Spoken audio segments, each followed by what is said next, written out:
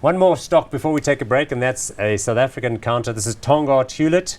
Remember, 4 businesses here. Interesting conglomerate in a way. Sugar, which has been battling. Starch, which is manufactured mostly for the beer industry.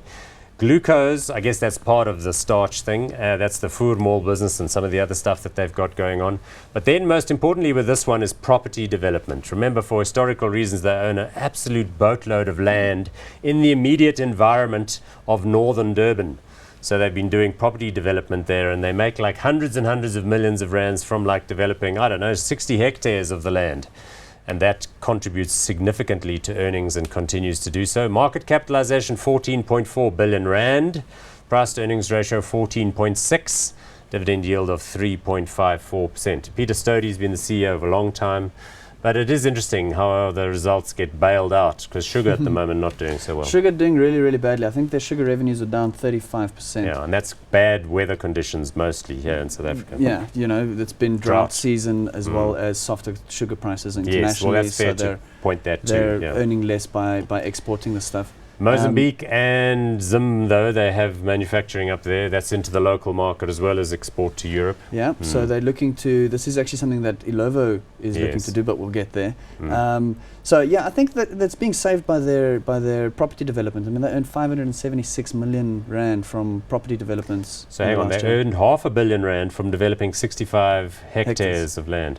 Correct. And how many hectares must they have up there? I've got no idea. I mean, they must have hundreds of thousands of hectares. It is a lot. I know but of course, not all of it is immediately proximate to Umhlanga and so on. Yeah, there is a development coming up. I think it's 45 hectares in Umhlanga, so they're making progress in getting the zoning right and getting that development up and running. So that's something they're very excited about.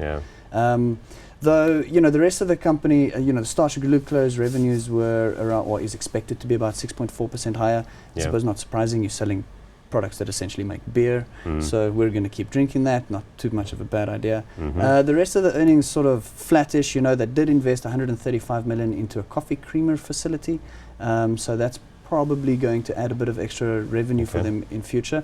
I think the major sort of headwind here is sugar prices and whether or not that's going to pick up in the next year. So you could see a rebound there, because in principle Mozambique's a great place to grow sugar because they have less marginal weather there. The rainfall is a lot better in that Shinavan province.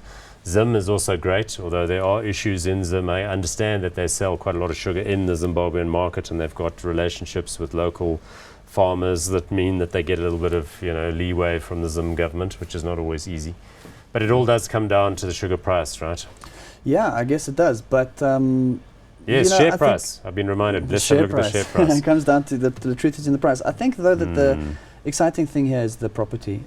If they do start letting go of, developing and selling that property at an increased pace.